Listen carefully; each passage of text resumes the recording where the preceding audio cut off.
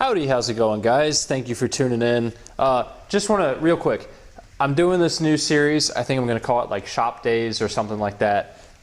Very little editing, very little, I'm not going to have background music, very little nonsense. I just want to create a series where I showcase different jobs on the Jeeps or, whatever I'm working on. So hopefully I can help some people out with showing them how to do these things. Figured there's a need, there's a desire for people to watch that kind of stuff. It'll be a whole separate thing from my normal videos. If you're interested in more exciting, less technical stuff, please feel free to check out my channel because that's the majority of it. But thank you for tuning in. Crack open a nice cold Coke. Sorry, I said there would be very little nonsense. There's a little bit of nonsense. Feel free to crack open a different kind of beverage and follow along if you too are working on your Jeep. Oh yeah, I should probably tell you what I'm doing. So, as the title states, we are changing the Serpentine Belt on a 1994 YJ. This has the 4.0. Any other Jeep that has a 4.0, this should be very similar. There might be a few niche nuances, small differences. All right, hope I have the angle right for you guys. Sorry if I do not. Come on. Pop this hood up.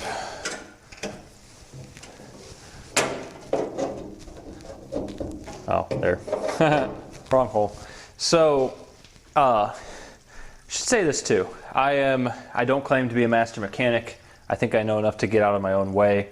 But I don't want to be known as the master mechanic guy. And if I do a little small thing wrong, you're welcome to politely correct it. Give me some info as to what I did wrong. But please don't be jerks about it, honestly. I don't care. It's annoying. I had one guy following me around and commenting on every one of my videos when I had the Humvee and just pointing out every little thing and calling me names and all kinds of stupid stuff. I don't even want to be known as that guy, Mr. Do It All Right, Mr. Know It All about Jeep YJ or whatever, because from my personal experience, those people are insufferable. We're all human, we all make mistakes. And this is the first time I've ever done this job. So you are going to get to see my screw-ups firsthand and maybe avoid doing the same for yourself. So here's the Serpentine Belt, obviously. First thing I think you probably want to do, because these have a manual tensioner, meaning that you set the tension, it's not preset. Take a mental note of what the belt feels like. So I'm going to check it right here. So, moderately tight. All right. Since I am also going to be changing a throttle position sensor, I'm going to go ahead and make my life a little bit easier and take off this air box. Not needed for this job, and it's really not that hard to take off an air box. There's a latch, there's a latch, ignore my giant aftermarket horn. There's a latch, boom, air box is free. And I just noticed, I'm kind of glad I did that, there was nothing holding that on. So I am guessing I had a pretty massive air leak going into the intake there, which is kind of hilarious. Okay, there we go.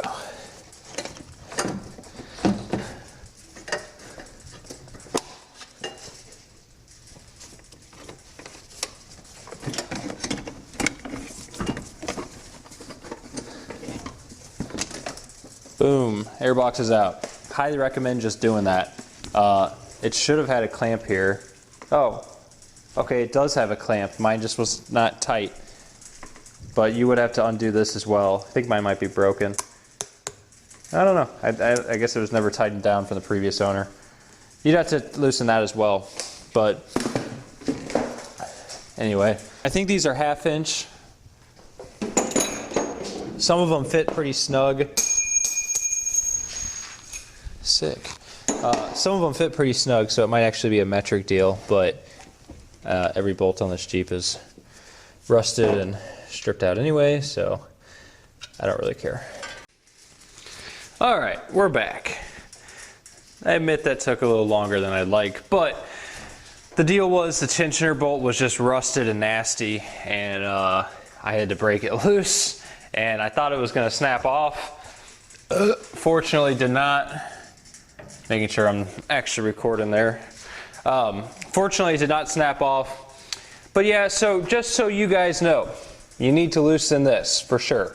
That's a pivot bolt. You need to go back here, look where there's the sliding slot. You need to loosen that. That allows it to, well, it allows it to slide. Furthermore, directly below this, I'm describing this with words because you very well may not be able to see it on camera. I'll grab the light. Directly below the upper sliding slot bolt, there's a lower sliding slot bolt. Mine's missing, so go figure, but normally you would need to loosen that. Okay, and then you've just got one final bolt after that, and this is pretty much impossible to see on camera, but directly below the bolt of the, or the you know, the middle of the power steering pump pulley, almost directly below it. If you go down and slightly to the left, you can just kind of feel it. That is the bolt that will lock the tensioner. And then you have the tensioner itself. Hopefully you can see that right there. And that is what you will loosen. And once you do all that, you'll get your belt nice and floppy. And you should be able to basically pull it right off. Look, I know I could have just loosened it more, but I don't have patience.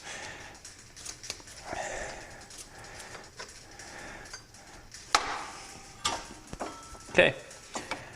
Whole belt is off.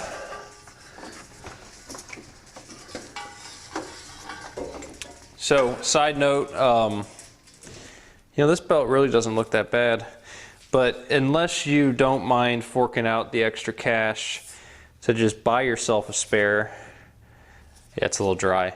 You might want to save your belt. That way, if you ever have it come off, you can use your old belt and you know, at least get off the trail or get home or whatever it might be. So never a bad idea to save your old belt.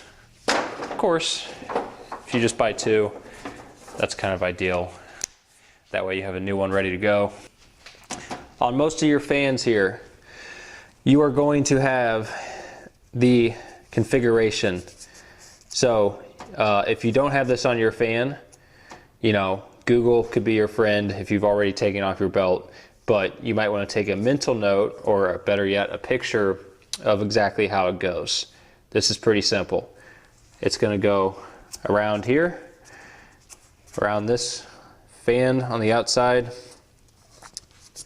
down there on the outside, up around the alternator, and straight back across. Of course, if you have a AC system, which I do not, you're gonna run it around there, and I assume that's like a tensioner. So let's get this new belt back on. All right, so we got the old new belt here. A little sip of Coke.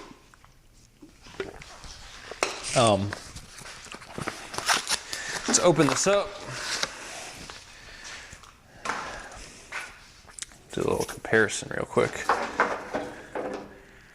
Well, they look quite a bit different, so hopefully it works okay. Man, the new one sure looks longer. That's a little worrisome. All right, yeah, so upon further inspection, there's literally no way I'm going to tension that out. So unfortunately, I was sent the incorrect belt, boys and girls, but I will continue this video tomorrow when I have the correct one.